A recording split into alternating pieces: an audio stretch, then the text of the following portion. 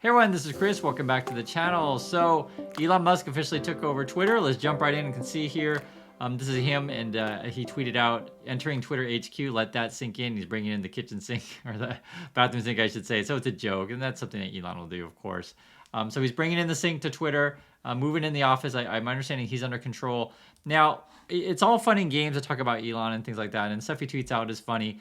But I want you to look at the details and sort of make a determination for yourself what you think is going on. Again, there's the tweet and his personality, right, which a lot of people think of, but a lot of other people or same people don't actually read the descriptions, and you got to read this stuff together to understand what is happening. So Elon Musk became Twitter's Inc. owner on Thursday, firing, see, he just fired a bunch of people, top executives, and providing little clarity over how he will achieve the lofty ambitions he has outlined for the social media platform. So he wants to really do great things, but we don't really know how he's going to get there. And first step is fire all the execs, which makes it tough. Okay, in my opinion. So we'll see what else we got here. The CEO of electric car maker Tesla has said he wants to, quote, defeat spam bots on Twitter.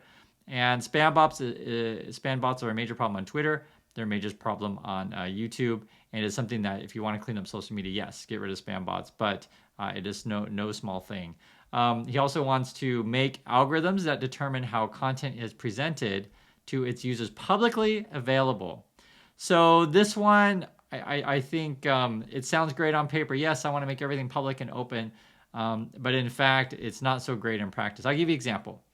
Everybody in the whole world, everybody out there wants to know what is the algorithm to become the most popular person on TikTok? What's the algorithm to become the most popular person on Twitter? What's the algorithm to become the most popular person on YouTube, right? If you can crack the algorithm, if you can crack the AI, essentially, if you get the formula on how to become the most popular, obviously that is something that you want to take advantage of, et cetera. And so usually companies do not want to release their algorithms to the public because then it just becomes like a chase to get to become the most popular by following the algorithm. You guys know what I'm saying? So, I don't think you can do this publicly, but we'll see. He also wants to prevent the platform from becoming an echo chamber for hate and division, even as he limits censorship. So the reason why this is a problem, if you understand what he's saying here, he says, okay, I want Twitter to stop hating on people, yet I want to let people say whatever they want. I want you guys to let that sink in. Do you think it's possible to let people have free speech, say whatever they want? You have people call anyone names, whatever they want. That's free speech, right? Let people threaten people however they want. Let people post whatever, naughty pictures, whatever they want, et cetera, et cetera. How can you, create an environment? And this is, unfortunately, the public isn't that great. I don't know how else to put it. You just can't have honest, open, anything goes bars on the internet, or you're going to get a whole bunch of abusive content. And I'm being very real. I'll give you an example. Facebook does the Horizon Worlds thing, and people in the community have mentioned this thing, and I'm not shocked. You play online video games, I'm not shocked. People say like really bad words a lot. Like people act like, teenage children that learn bad words for the first time. And I'm just saying, guys, this idea that we're going to limit censorship and make it free and divisive free is a very tall order because people are mean. I consider my channel to be very, very kind. I could say way more mean things about people than I do. And yet, you read comments and people say like really mean, racist things quite frequently. I'm not making this stuff up. I wish I were. It is a real part of the internet, unfortunately, essentially. And so I agree with this, how can you prevent the platform becoming divisive without censorship? And so he says limit censorship. So we'll see. I just want you guys to understand kind of the problem that we're talking about, how hard it is to accomplish these goals the way that he's describing. What else here? Yet Musk has not offered details on how he will achieve all of this and who will run the company. Okay, so we don't know who's going to be in charge. It could be him, could be someone else. We'll see. He has said he plans to cut jobs, leaving Twitter's approximately 7,500 employees fretting about their future. If you guys have been following the channel, we know that he's been talking about firing 75% of employees. That's quite a bit. He also said on Thursday he did not buy Twitter to make more money, but, quote, try and help humanity whom I love. So, I mentioned this before in a video is, when did we start to saying, hey, I'm doing business just because I think it's fun and I love it, opposed to I'm doing businesses because I want to make money and generate value for shareholders. So you, as a investor, do you want to hear that? Hey, I'm buying this company because I love everybody. As an investor, that's probably not what you want to hear, right? And please, write in the comments if you disagree. If you say, no, I love it. Oh, wait, oh. See, just imagine if Elon Musk came out and said, hey, everyone, I'm running Tesla because I love cars and I love everybody, and I'm just going to give Tesla away for free. Do you guys see what I'm saying? So this is a problem in terms of investors. Now, in terms of philanthropic, being nice to people, sure, I have no problem being nice, but in terms of investors, that's not the kind of language you want to hear. What else we have to say? Musk terminated Twitter chief executive Parag Agrawal, chief financial officer Ned Siegel, and legal affairs and policy chief Vijaya Gade. So he fired 3 people, the execs, according to people familiar with the matter. He had accused them of misleading him and Twitter investors over the number of fake accounts on social media platforms. So basically, he's saying, you guys lied to me. You're fired. I don't like you. Please leave. And this is sort of really how it went. Aguayo and Siegel were in Twitter's San Francisco headquarters when the deal closed and were escorted out. So that is a big line that you need to understand. Think about this. So they were actually in the office in San Francisco. Musk moves in, and then he basically fired him and kicked him out. So because they were in the office, I'm assuming they didn't know that they were going to be fired, right? They're in the office. If Musk's moving in and they're not there, then probably already knew, but didn't sound very nice. And here we go. Twitter and Musk executives did not immediately respond to requests for comment, so no comment on this stuff. So this is the kind of stuff I want you to understand of like what is he saying publicly and what is actually happening. So I think this is a real big thing that a lot of people will skip over. Also, too, he actually tweeted out some interesting letter. I haven't read this yet. We're going to take a look at it together.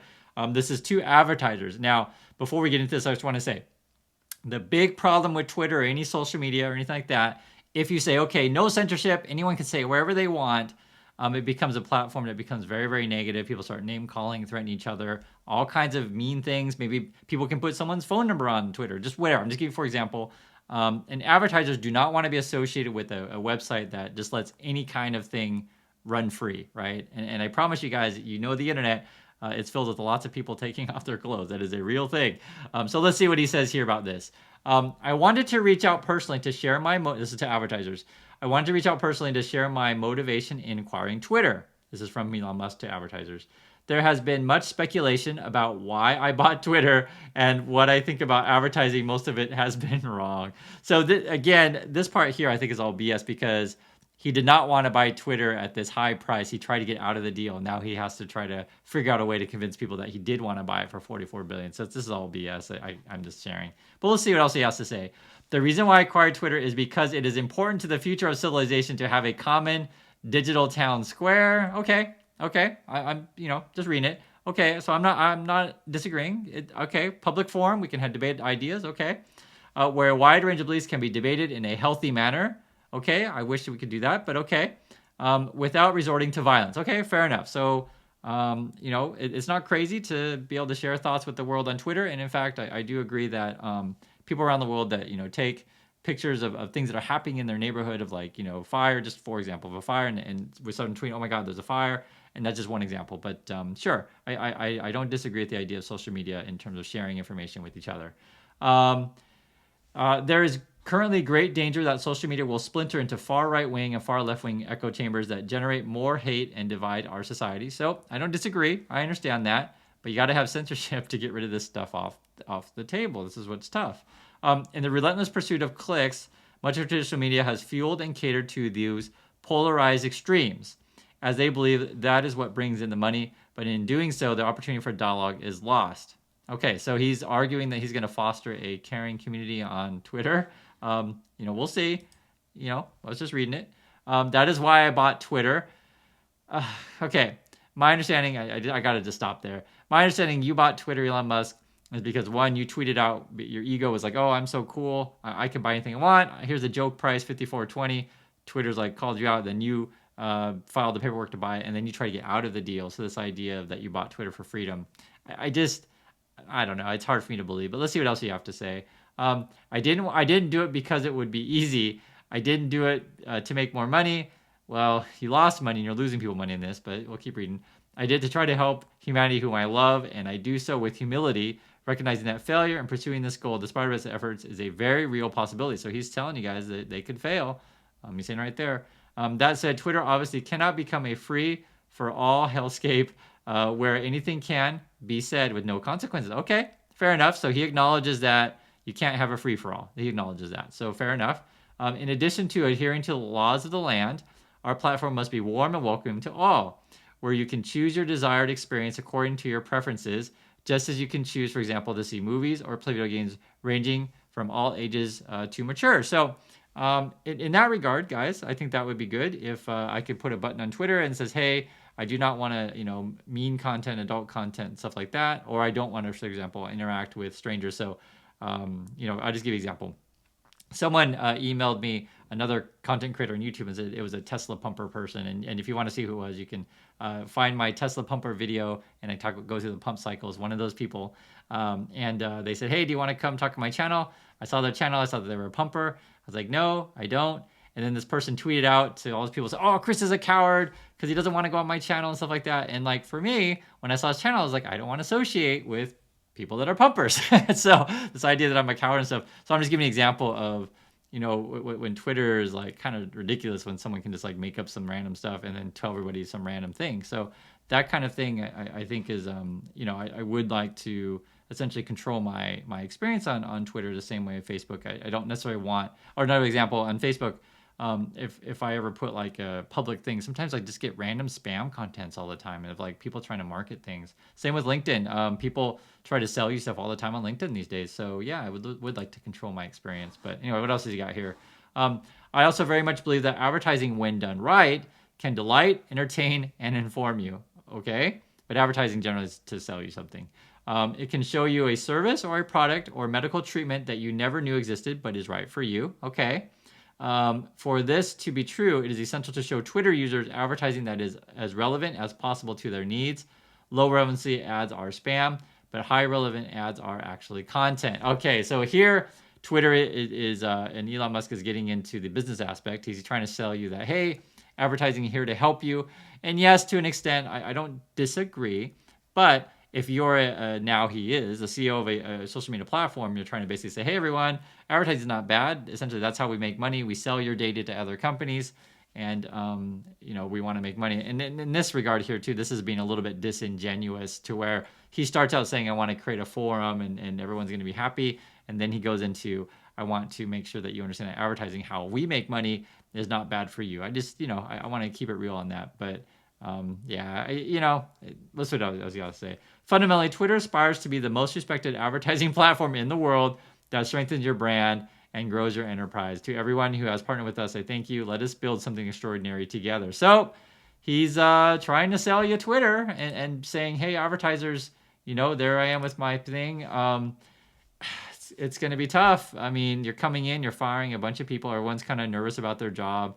I think the morale of the company is going to be low. You fired the executive team, and good luck. I'd love to hear your guys' thoughts on this thing. I read through the stuff, and I just find the whole thing disingenuous, to be honest. And I read through what it is to say. If he is on the up and up, sure, but this idea that he was buying it for humanity seems kind of disingenuous when we knew he wanted to get out of the deal and was even filing lawsuits over the stuff.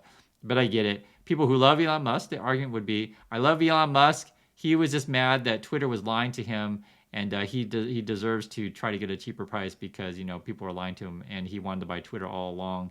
And some people will believe everything Musk says. I'm not buying it, and that's sort of how I read this situation. So please share me your thoughts. Do you believe everything that Musk is saying, and do you take this at face value, or do you think there's some alternative motive, or do you think that perhaps this is going to be the best company in the world, and in fact they're going to take advantage of the advertising landscape? I will say, in the social media environment that we're in now, Snapchat's not doing so good, Facebook's not doing so good, and Google is not doing so good. So I do not see a world, in my opinion, where Twitter's going to make tons of money off advertising.